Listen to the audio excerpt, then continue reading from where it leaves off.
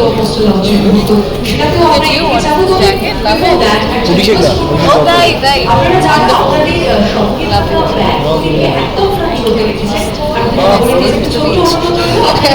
আমার সাথে একবার একসাথে দাঁড়িয়ে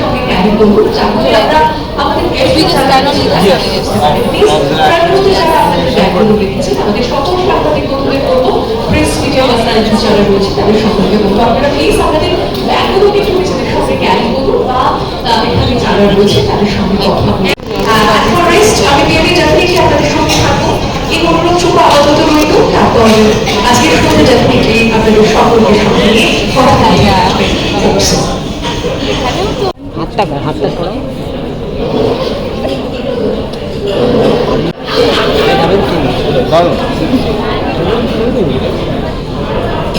রূপমদার মিউজিক আমাদের ছবির একটা মানে এত বড় অংশ।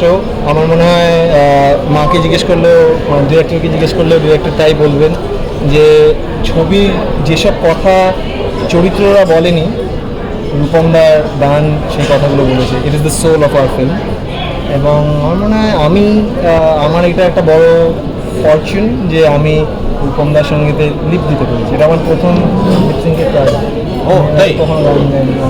So I am the voice of the story as well as Omurto. Jude character.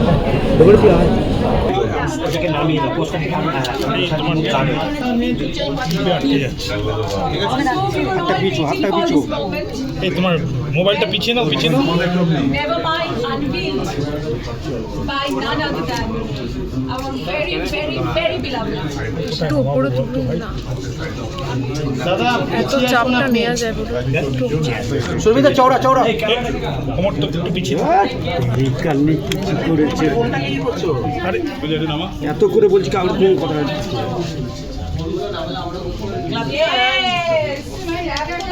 এই ঋতু সামনের দিকে তাকাও।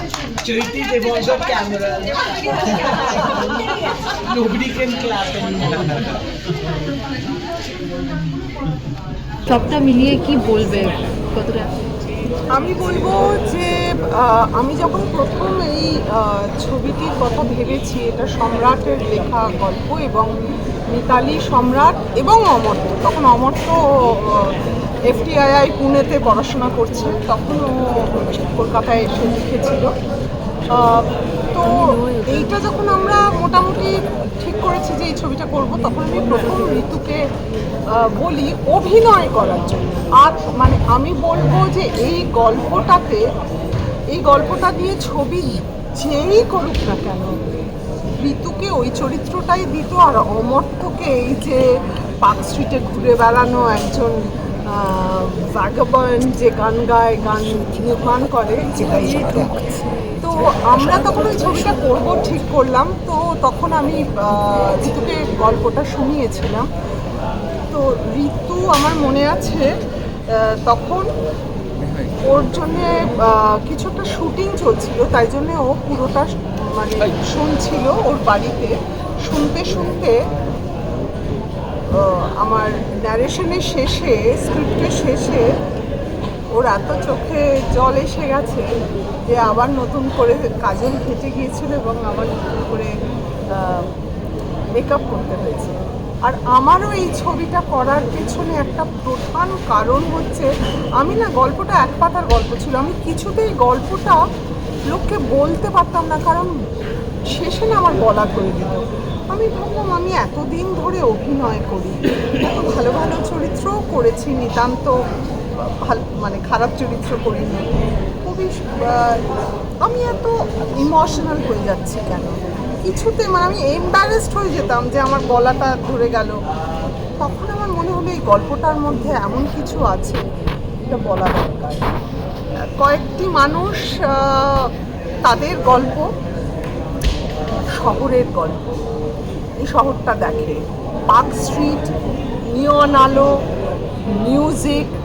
রূপম ইসলাম এমন একটি সঙ্গীত নির্মাণ করেছেন, উনি লিখেছে, সুর দিয়েছে, গান গেয়েছে এবং বিজিএম করেছে, যে I am so proud of. মানে ও তো এমনিতেই আইকনিক রক স্টার বাংলার, কিন্তু ও এমন গান করেছে, এমন নির্মাণ করেছে যে ছবিতে যেগুলো আমি বলতে চেয়েছি তার এক্সটেনশন হচ্ছে গান, যেগুলো অমর্ত্য এতে আছে, লিপে আছে। এবং আমার মনে হয় ঋতুপর্ণাকে একেবারে একটি অন্য স্বাদে, অন্য ভূমিকায় দেখা যাবে। অমর্ত্য এরকম চরিত্র করেনি। শুভাদা সো মানে এতে একটা কথা আছে না ক্রিকেটে, যে captain is as good as his team. তো আমারও টিম এত ভালো, সবাই I am so proud of all of them, যারা অভিনয় করেছে আমার ছবিতে, যারা সিনেমাটোগ্রাফার, আজকে রিতম এসেছে এক্সট্রা, যে সিনেমাটোগ্রাফি ও রিতম করেছে, অনিশ করেছে সাউন্ড প্রোডাকশনে, আমাদের প্রদীপ এবং সবুজ রাউত ছিল, এবং আমাদের লিপি ডেফিনেটলি, ভাবনা জোকাল থেকে অনিন্দ, আমাদের অন্যান্য। আমরা অনেক পেয়েছি, কিন্তু পরিচালনায় চৈতিদিকে পাওয়া এবং নেভার মাইন্ডের যে জার্নিটা, সেটা নিয়ে কী বলবে? আমি এই ছবিটার যাত্রা যবে থেকে শুরু হয়েছিল চৈতিদির, বাবিয়ার, ঋতুদির, আমি মানে অমর্ত্যর, আমি তখন থেকেই যুক্ত বিষয়টার সঙ্গে, কথাবার্তায়, আড্ডায়, আলোচনায়। কারণ চৈতিদি তো আমার কাছে সর্বপ্রথম মাধবী, আমার বড় যা এক আকাশের নিচে। তো এক আকাশের নিচে দাশগুপ্ত পরিবারের যে আমরা এই 3 বউ, মাধবী, অনিতা, নন্দিনী, আমাদের সম্পর্কটা না ওই দাশগুপ্ত পরিবারের পর আরও যত দিন গেছে তত গাঢ় হয়েছে, আর দৃঢ় থেকে দৃঢ়তম হয়েছে। তো সেই পরিবারটা আমাদের থেকেই গেছে একই রকম।